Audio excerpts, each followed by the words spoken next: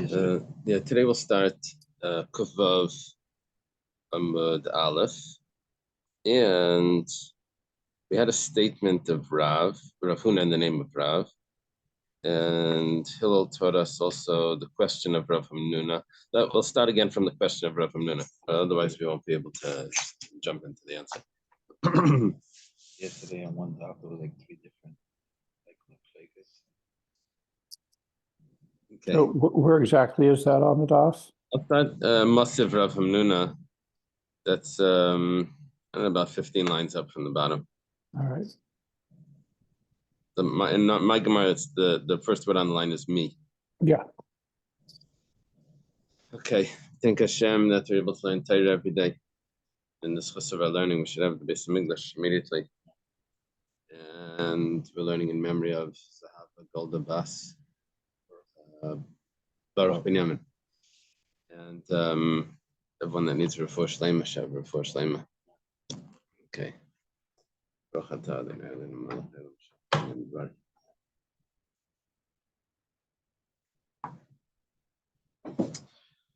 So the statement of Rav Huna in the name of Rav is that if someone claims money from his friend, and the guy says, I don't know what you're talking about, I don't have it, I paid you, or whatever, you never gave it to me, something like that.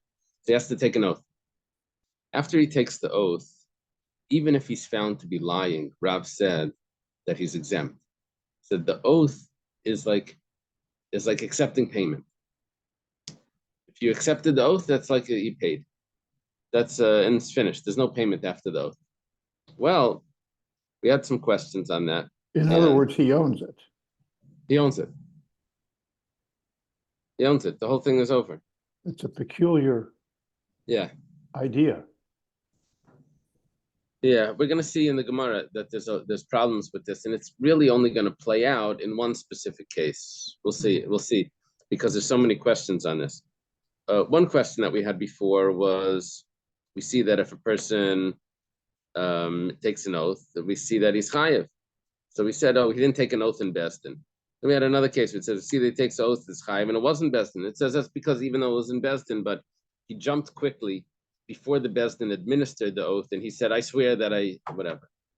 So it wasn't administered by Besdin, even though it wasn't Besdin. So those are the two answers we gave before. Masav Rav Hamnuna has a question on Rav. He says, Ishpi alav chamisha pamim. Let's say the oath was administered to him 5 times. And he kept lying, kept saying no. Bein b'fnei Besdin, bein shlei b'fnei Besdin. Whether it was in court or not in court. Now here, we have a problem because first it was administered to him, so he's not jumping ahead. We lose that answer. And it says whether it was in court, so we lose that answer. So this is a real oath. So according to Rav, he should definitely be exempt. The kafar alav, and he denies it. Chayav al kalachas v'achas. He has to pay for each and every one. Rab Shimon matam. Rab Shimon explains what's the reason he has to pay for each and every one. You see, chayav al kalachas v'achas doesn't just mean he has to pay. Chayav al kalachas v'achas means that he has to pay the karb. He has to bring a karban as well. Now a karban, good morning. A karban is only brought if he's denying money. Now, if after the first oath he's exempt from money, then the second oath he's not denying money. He's lying, but there's no money anymore. Then he shouldn't have to bring the karban. So why does he have to bring a karban? Reb Shimon says, the reason is because if he would admit to his swearing falsely, he would have to pay. So you see, there is a payment that comes through admitting even after an oath. So it's a question on Rav. And you can't say that he took the oath without being administered to him, because it says hishpiel of ktani. It says that they administered the oath to him. You can't say that the oath was taken out of court, because b'fnei bezdin ktani, it says whether it was in court, whether it was out of it, doesn't matter. You lose the answers, and you would just have the question. Problematic statement of Rav, that after the oath he's exempt. We see that that's not accurate. So who Ma'asav lo muhu mefarek lo? Rav Hamnuna that asked the question, he's the one that gives the teretz as well. You know, Rav Hamnuna I don't know if you remember, there's a Gemara Kedushin where they said Rav Hamnuna was a great man. Someone said to Ula or something, Rav Hamnuna is a great man. And then or Ula told Rav Chisda, he said, but he wasn't married, so he told me he didn't want to speak to him. Remember that Gemara? Okay, so the Gemara says the answer is Litzad and Ketani. What we're going to do to this brisa that Rav Hamnuna quoted, what we're going to do is we're going to say that there's two separate cases going on in the brisa, and we mix them all together. But if you divide them up into two separate cases, we can still explain Rav. Ishbiya love when it said, I'm sorry. Come on, mind working. Was that when then they said that like to be a rabbi or like a dayan, you have to be a father? Like no? That just said that a person should get married when he's younger, when he's 18 or something. If he would have gotten married even younger, then he would have chased the Yitzhahara away.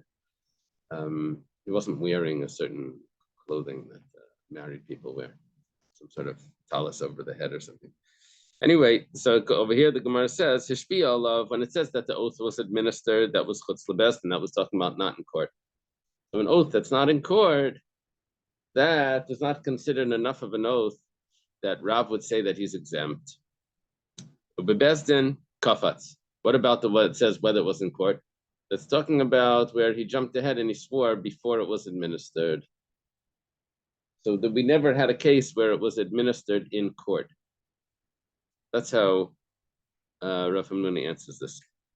It's a neder. You don't need it. Well, it's not a neder. Neder is this is a shvua. You can make a shvua anytime, but when the shvua that's going to make him chayiv is going to be, or that's going to exempt him from any other future payments would be a shvua in court. Masav Rava. Rava has a question. Balabaya shetoan tainas ganav b'pikada. Remember tayan tainas ganav? Tayan tainas ganav is when a shomer claims that it got stolen. And the interesting thing about that is that the rules of Geneva apply because he made that claim. In other words, if he would say that it got lost, then when we catch him, then he just has to pay once. Even though he's a thief. In our language, he's a thief, not in the Torah language. But if he claims that it was stolen, yeah, if he claims that it was stolen, he has to pay double. Right. He has to pay kefil. The Tayan Tanas Ganav is as if he's a Ganav. Yeah, it's just a claim of exempting himself, but it's as if he's a Ganav. So, Balabai Shatan Tanas Ganav become the Minishpa. He has to swear also. B'haida. And then he admitted that he was lying. And then witnesses come. When did he admit? If he admitted before the witnesses came, so then Mishalim Karen V'chaimesh Vasham. He only has to pay the original payment plus a fifth, but he has to add because he swore falsely denying money. But if he didn't swear and just returned, just principle. Right. Right. And he also has to bring the guilt offering that goes along with the false oath, with the oath that's denying money. But if he admitted after the witnesses came, which is basically worthless, then then he has to pay double. What happened to the fifth? The fifth gets absorbed into the kefil. So in other words, once you're paying double, you're paying more than the extra fifth. So that covers that. What happened to the kefil in the first case? He doesn't have to pay kefil when he admits without the witnesses before the witnesses come, because you have a rule of maide b'knas pater. If he admits, he doesn't have to pay the penalty. So in the first case, number one, he doesn't pay the kefil. Case number two, he doesn't pay the chaimish because he's paying the kefil. Well, that's not our point. But you can't say that this is talking about outside of court. You also can't say that he took the oath without it being administered, because it says kefil ktani, because he has to pay double. The whole tayan tanas ganav, the special halacha that a person that claims that it was stolen, that he becomes in the status of a ganav and he has to pay kefil, that's only with the oath that was administered by the court. So he have the real oath, and it turns out that he really has to pay.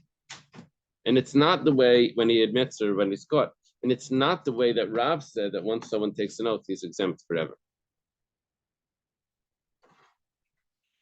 It's the strong question that we have. And we can't answer it with the two typical answers that we gave, that it was either out of court or it wasn't administered.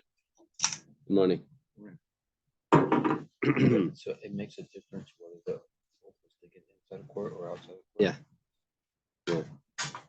An oath outside of court is just like he swore, but that doesn't have the status of what could create the new halacha for him, that now he becomes like a ganav. Because it wouldn't exempt or Both. outside of court. Both. It wouldn't turn him into a ganav if he takes the oath out of court, which automatically which means it needs to be in court, which means that Rav's statement that he's exempt once he takes the oath has to be in such a case. And out of court? Also not. No, it's only in the court where I think that's how it works.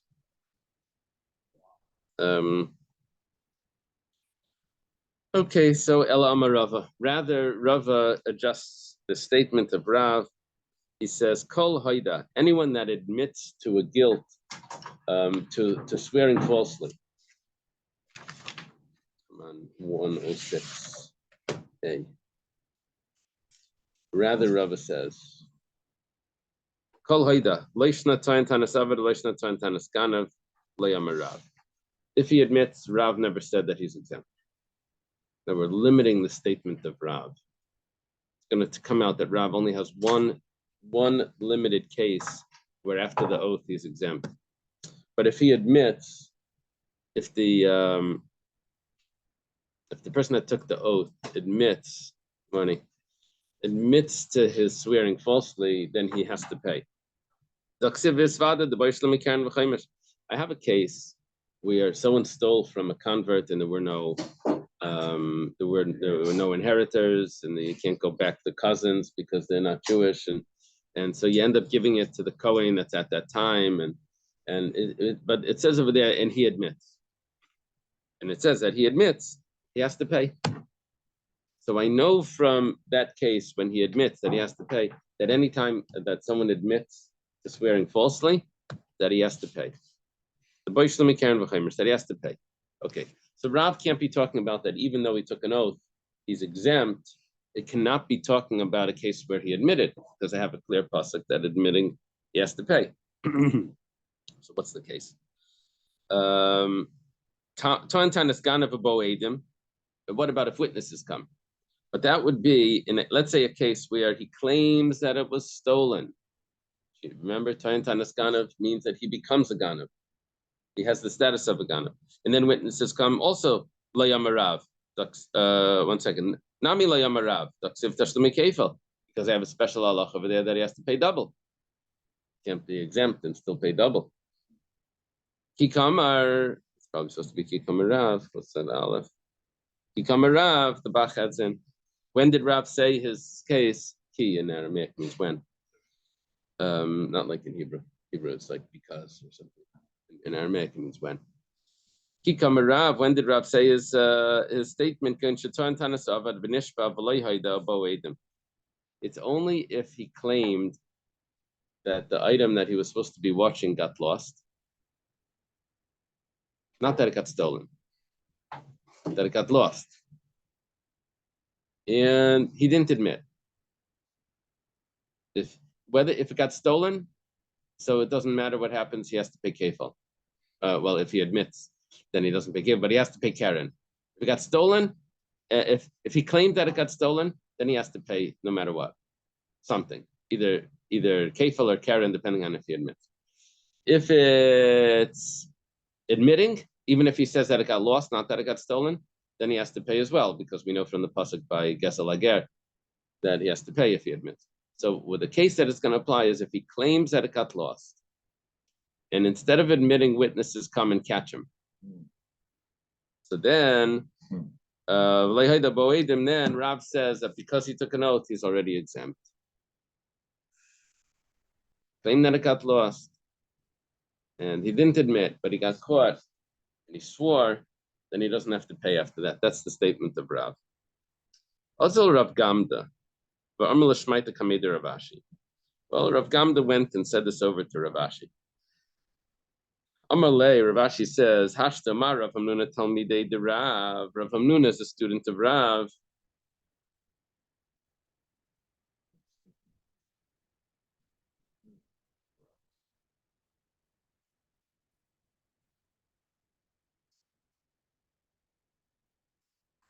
And he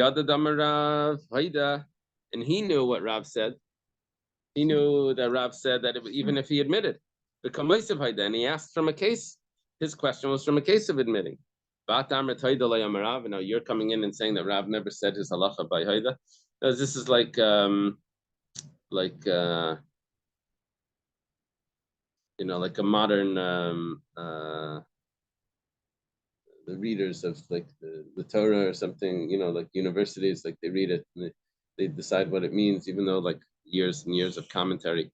They said, don't you think that the students then knew like what it meant? And now you come now and later and you say that, just drop 1,000 years of commentary and say what it means today based on what your understanding is. So that's what he's asking.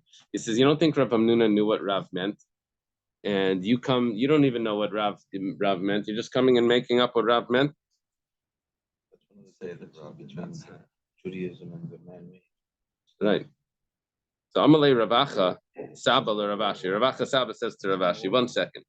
He says it's not such a big problem what you're bringing up. Rav Hamnuna Hachika Kashalei. Rav Hamnuna had a different question. His question went like this. We're on top of Kavavim base. I Amrit. If we say that when he swore, and witnesses come, then he's obligated to pay even after he swore. The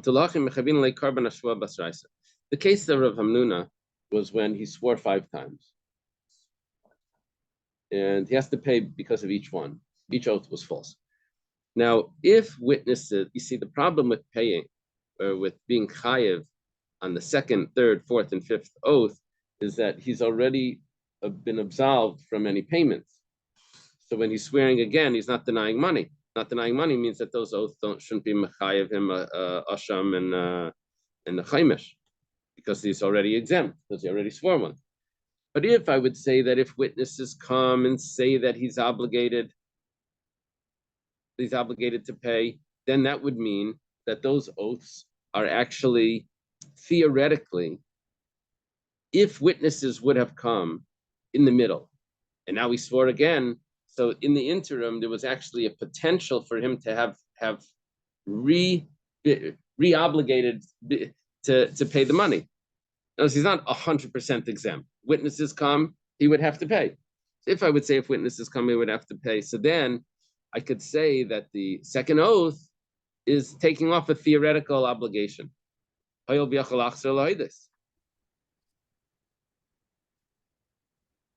Because if he would admit, then he would have to pay, and so therefore there's money. But if I say if witnesses come, then he's going to be pater.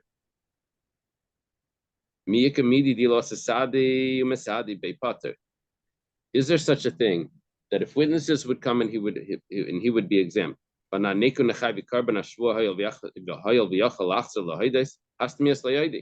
See, what we would like is for this scenario to be considered like he's denying money when he takes his 2nd, 3rd, 4th, and 5th oath. We would like that to be not just if he would admit. We would like it to be that if witnesses would come also, then he would be chayav money. Because for him to say that he would be chayav money if he would admit, but he never admitted, that's not enough of a potential to be considered that he's denying money. It would be considered potential denying money if witnesses would come and say that he's guilty. Since witnesses could come and say that he's guilty, then he would have to pay. And now he swore again, so he's exempting himself from another payment, and he would be chayiv. But if witnesses come and say that he's chayiv, he's going to be exempt. The only way he would be chayiv is if he admits on his own. So then we won't consider that actual money, because the fact is he never admitted. So what we're coming out is like this. Our point is our point is that Rav Ashi is claiming to Rav Gamda that this caveat that Rav never said his statement. If he admits, you're making that up, because Rav Hamnuna asked the question regarding someone that was admitting, and obviously he holds that Rav said even when he admits he's still exempt. So comes along, who answers it? Rav Acha Saba, and he says that no, the fact that the case was when he admitted, that wasn't his question about him admitting. His question was if witnesses would come. Admitting wasn't enough even to Rav Hamnuna. Rav Hamnuna was hoping that since if he admits, then that would mean that if witnesses come and say that he's swore falsely, he would also be chayiv. So that would be enough to say that second oath is really denying money. But the admitting itself, even according to Rav Hamnuna, wasn't enough to make him chayiv. Wasn't enough to make him chayiv on the second oath. He would be chayiv if he actually admitted. But because he didn't admit, the potential that he could admit wasn't enough to make him chayiv, unless there was potential for witnesses to come. There was potential for someone else to make him chayiv is good, but potential for him to make himself chayiv by admitting, that Rav Hamnuna didn't accept. So Obviously, if he did admit, he would be chayiv. So he would have like a new opportunity to admit every time a witness comes and testifies again? No, he doesn't need to admit if witnesses testify. If witnesses testify and he would be chayiv, so then we understand why every oath is considered denying money. Because if witnesses would show up, he would be chayiv this, so then there's potential here that he's denying money. But the fact that if he admits, he would be chayiv money, which that's everyone agrees. If he admits, he would be chayiv money. That's not enough for Rav to say that he should be chayiv on the next oath, because that's potential for money, because that's only his admitting. It's not coming from the outside. So therefore, what Rav Hamnuna was trying to say was that even if witnesses come, Rav should also hold that he should be chayiv. Okay. Rav Chia bar Abba, Rav Yechanan. Rav Chia bar Abba is a famous student of Rav Yechanan. He says, he adds in a detail to something that we just mentioned, and we had this actually at the beginning of Perek Meruba, I think. Says someone that's watching a deposit, some sort of item that was put in his possession to guard, and when the person comes to collect it, he says that it got stolen. That's why he's not giving it back. It got stolen. He's a liar. So we're talking about a Shem Rechinam, and he should be exempt from payment. However, we catch him. So the rule is, Misham Tashlumi Kefel. He has to pay double as if he's a thief. He claimed that it got stolen, we consider him a thief, and a thief pays double. And it was sort of like the claim that it got stolen is applied to him, and he becomes a thief. Right. Got stolen by him. Tavach u'machar. Now this is the chiddush of Reb Chia bar Abba.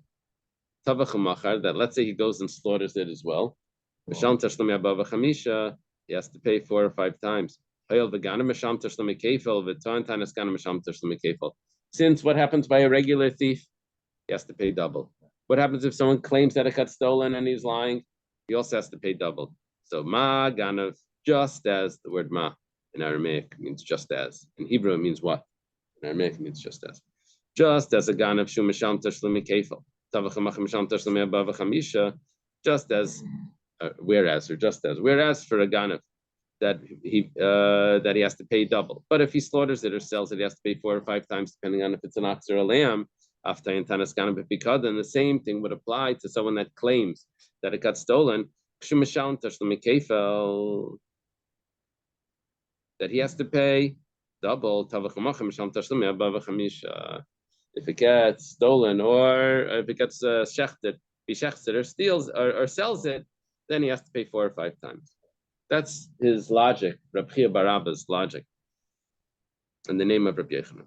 The Gemara asks 1 second.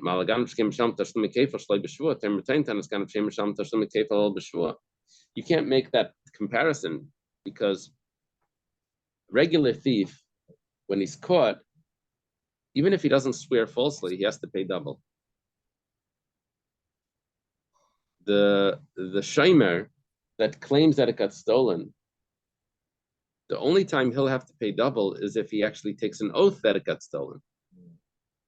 So this is very different than a regular thief. Regular thief just gets caught, he pays double. This fellow has to swear. So Amri, they said like this, Hekeshi. We know this from a hekesh. The hekesh means that it's a juxtaposed in the pasuk. In the pasuk we have im yimatzei haganav, im lo yimatzei haganav. It says, and those are two cases where we said one is talking about an actual thief and one is talking about the guy that claims that it got stolen. And because they're right next to each other, it says vein mishivan al hekesh. You can't ask a question on the hekesh. I know there's differences, but because it's juxtaposed in the Torah, you don't ask a question on that. The location of where it is in the Torah tells me what the halacha is, what that is teaching me a specific halacha, even if I have differences logically, but I still take the comparison. The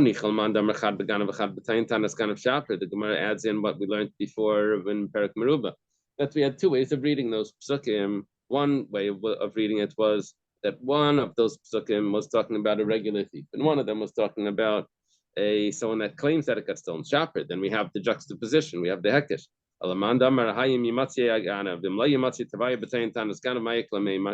If I say that the laws of the Ganav are not even in there, both of those verses are all about a tayan tanas Ganav. Im himatze, if you find it in his hand, if you don't find it in his hand. Both of those are talking about the guy that claims that it got stolen, but not the actual thief. So then I don't have a hekesh because I don't have the thief in this parsha. The thief is in a different parsha. Amri Ganav Haganav. Matzei Haganav. When it says Haganav, it's coming to add in the case of a regular thief as well. And I'm coming to learn from that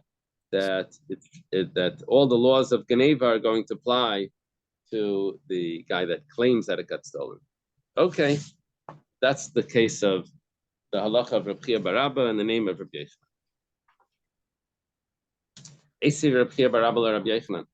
Reb Chia bar Abba that said over this halacha has a question to Reb Yochanan. Eichan Shairi. We had this before, right? We just quoted this over here. Eichan Shairi. We had Eichan Pikdaini, right? Oh, we didn't have Shairi. We had Pikdaini.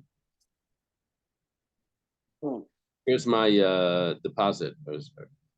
Okay, where's my ox? Someone tells to the watchman. He says, Nignav, who's the unpaid watchman. He says, it got stolen. So sorry. Mashbiachani. He says, I'm making you swear. I'm administering oath. Bamaramin. He says, I agree. That means that he took the oath. And witnesses testify that he ate it. He ate it. He ate the ox. Ate the ox. You know nothing. So it was July 4th, and they had a barbecue. Shalim tashlumi kefel. He has to pay double. Now, 1 second. We only said he has to pay double. How do you eat the ox? He had to shecht it in order to eat it. Right. What happened to the 4 or 5 times? Shairi should be 4 times. You have to pay 4 times. Says he only pays double. Doesn't have to pay 4 or 5 times. Right. Obviously, according to what Reb Chia bar Abba is suggesting, is that someone that claims that it got stolen is not really a thief. He doesn't have all those halachas. He pays double. I know he pays double. But when it comes to the shechting and the selling, that doesn't apply to him. He didn't really steal it. Just like if he would have claimed that it got lost, he wouldn't be considered a ganav. He wouldn't even have to pay double, even though he's stealing it. But halachically, he's not a ganav for the laws of kefil. So here also we're seeing from this brisa that he's not considered a ganav for the laws of dalad v'hei, paying 4 or 5 times. Didn't the pasuk say like if you pay the person that pays double is required to pay the 4 or 5? Isn't it the same thing? Yeah, but we were only learning one of them. We only know one of them, that he has to pay double. This pasuk only says double. This pasuk doesn't say 4 or 5 times.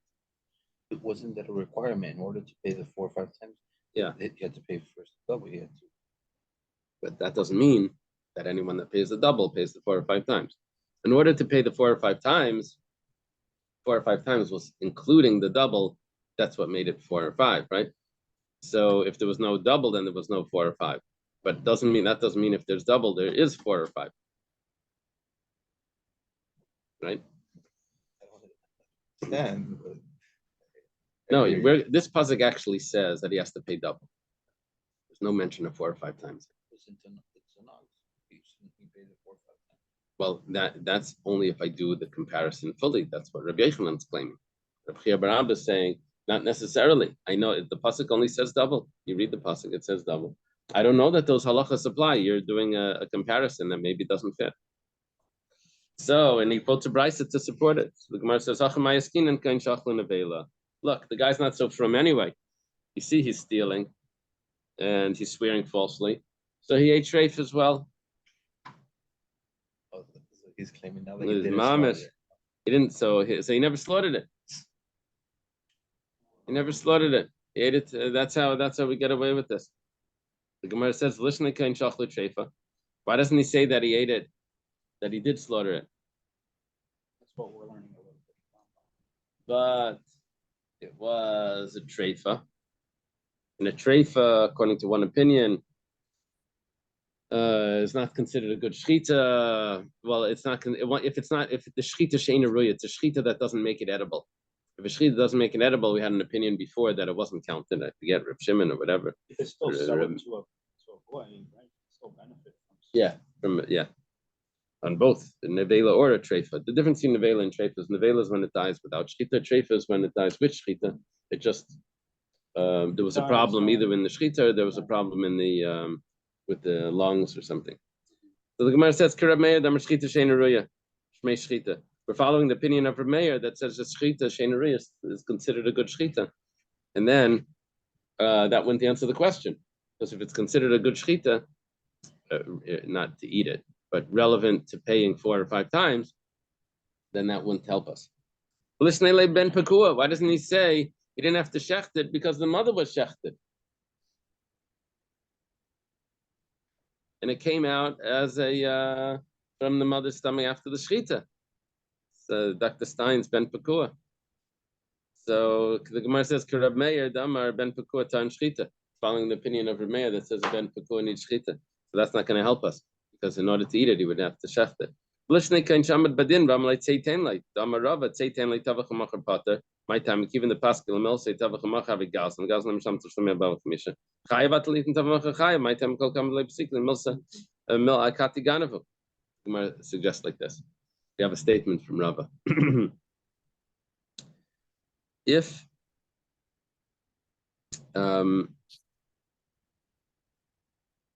this thief ends up in court, and before he shechted it, and the court makes a verdict, you have to go and pay double.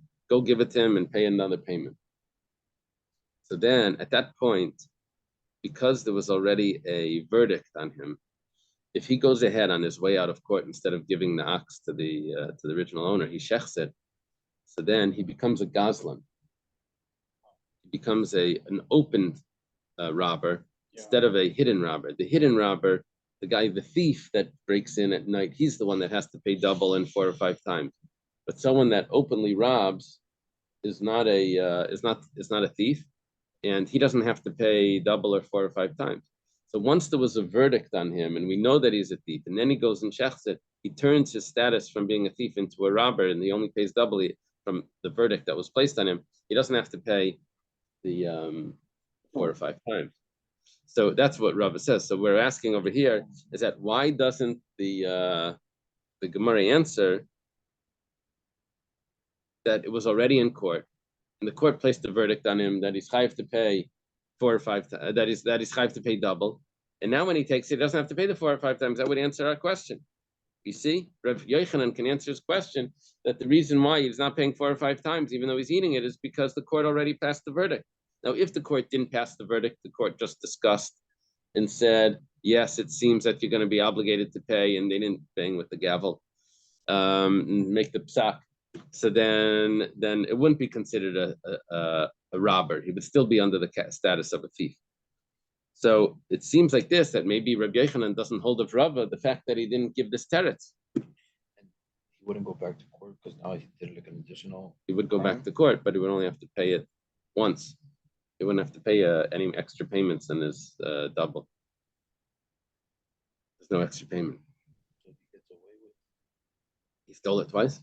No, he has to pay the full verdict. He has to pay double from before. But not the 4 or 5. Not the 4 or 5. Yeah. He sells it, makes 4 or 5 times it. No. Oh, you're saying because he makes profit? No. Yeah, a thief sometimes makes profit, and we don't obligate him to pay for all his profits that he makes. That we know. But the 4 or 5 times didn't have to do with how much profit he makes from the sale or the shechting. It was just a penalty. He checks it, sells it by the pound, and then he probably makes 4 times the money. He just pays back 2. Pays back 2. Right. All right. Look, if he was a robber, he only pays once. Right? No. If someone is walking his sheep, someone comes over to him and just yanks it out of his hand and runs away. Yeah, and shechts it and sells it and makes 4 or 5 times the price. He only pays back once. Just the original value. Yeah, he's not a thief. He's a robber. It's only a thief that pays 4 or 5 times, or double. Yeah, because he's not afraid of people. We only put the penalty on the person that's not afraid of Hashem, but afraid of people. He sneaks in at night. Okay. Amri, so they answered like this. According to you, I have even a better answer. We could say that he shechted it. We're dealing with a partner that shechted it without his friends' knowledge. I guess 2 people stole it together. And they're partners, and they shechted it. Maybe it was one partner. This is what happened, yeah. Maybe it was, is it possible that it's a partner that stole it from his friend and shechted it? So because he would only owe half the 4 or 5, we had a pasuk that said he has to pay 4 or 5 times, and not half of the 4 or 5 times, because there's partners here in this. So because he would only owe half, we actually say that he doesn't owe anything, because there's no penalty of half the 4 or 5. Okay, so we could have answered, yeah, we have other answers we could have given. That doesn't mean that just because he didn't say that answer, that means that he argues on Rava's din. He had a bunch of answers. He chose one answer. Can't claim, well, why didn't you say another answer? It's because the answer that he gave was satisfactory. He ate it when it was nevela. Okay, another statement from Reb Chia bar Abba, the name of Reb Yochanan. Reb Chia bar Abba, Reb Yochanan, Tayin Tanas Kana Ba'aveda, Misham Tashlumi Kefal. Here, he's not a watchman that it was given to him by the owner to watch. He was walking in the street and he finds a purse. And he's a watchman because he found the purse. It was a lost item. Now, what type of watchman is he? That's Machlaikas, Rabba, and Rabbi Yosef we had before. Is he a Shemer Chinam or a Shemer Sachar? Right? Shemer Aveda was a major Machlaikas. Rabbi Yosef held that he was a Shemer Sachar because he's exempt from paying, from giving tzedakah to watchmen. So that little bit of income that he gets causes him to be a paid watchman. Whatever the case is, let's say he's a Shemer Chinam. That's how it's going to fit. According to Rabba, he's a Shemer Chinam. And comes along Rabbi Yochanan now and says that if when the owner comes to him and says, where's the item? They told me you found an item. He says, oh, it got stolen. It turns out that he really kept it. He really had it. So he has to pay double because he claimed that it got stolen, just like a shamer that claims that it got stolen. So too, by an aveda, by a lost item, it's a found item now. So it's still, he has to pay double. It's the same halacha. My timer. What's the reason? The ksiv, it says in the pasuk, Al kol aveda sheyaymar, and any lost item that he's going to claim, the key who's there is he has to say, he has to pay double. Rababa bar Mamal or Rab Chia bar Abba. Rababa bar Mamal now is a question to Rab Chia bar Abba. Last time it was Rab Chia bar Abba asking Rab Yechanan. Now Rababa bar Mamal asks Rab Chia bar Abba. Kiyatinish quotes a brisa. Brisa quotes the pasuk. Pasuk says, if a man will give it something to his friend to watch. Now, einasinas katan klum. We're only talking about if a man gives to his friend, but not if a child gives to his friend. Then those halachas don't apply. I also only know that when he gave it to him as a child, in other words, that exemption of if he's a child would only be if he gave it to him to watch when he's a child, and when he comes to claim it, he's also a child. He says, "Can I take it back now?" But let's say nasnak shukatan v'tavish kishu gadol minayin. How do you know if he gave it to him when he's a child? But then it's to watch. But then it's his bar mitzvah, and after his bar mitzvah, he wants it back.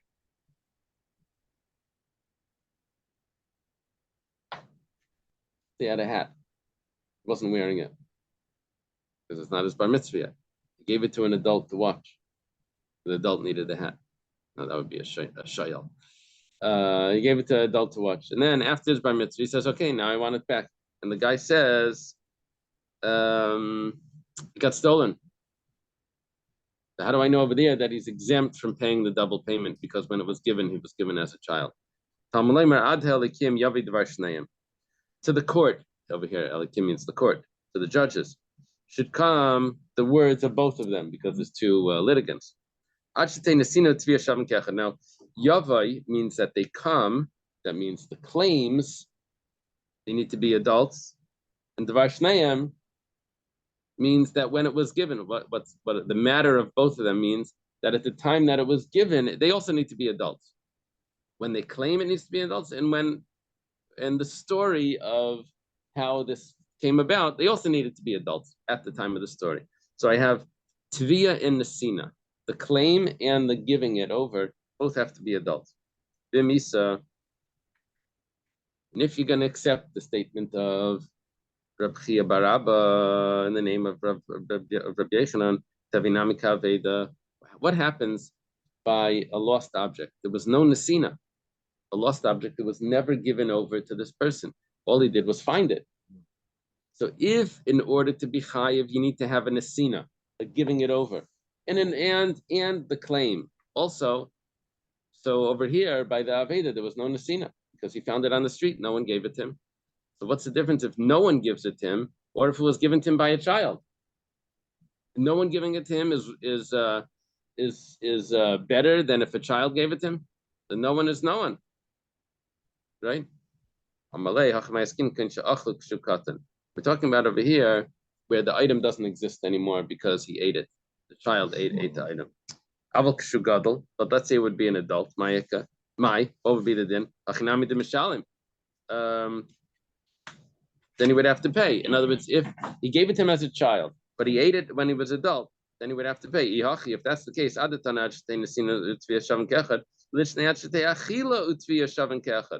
why does it have to be that the giving it needs to be the giving it is, and the claim have to be the same? Turns out what it really needs to be is that the eating it, in other words, the consumption of this item, and the claim have to be when he's an adult in order for him to be chayiv. Because we just said now that even if it was given as a child, he would still be chayiv as long as it still existed until the time he was an adult. Amalei, we just resolves that. We say, okay, so add in that it needs to be eaten also, and the claim needs to be when he's an adult. Ravashi says, no, Ravashi says, you made a comparison here, and because of that comparison, you asked the question. I know that it wasn't given to him because he found it on the street, but who lost it? It was an adult. So that's enough. The adult loses it. It came into his hands through an adult. Okay. Let's do one more case of it.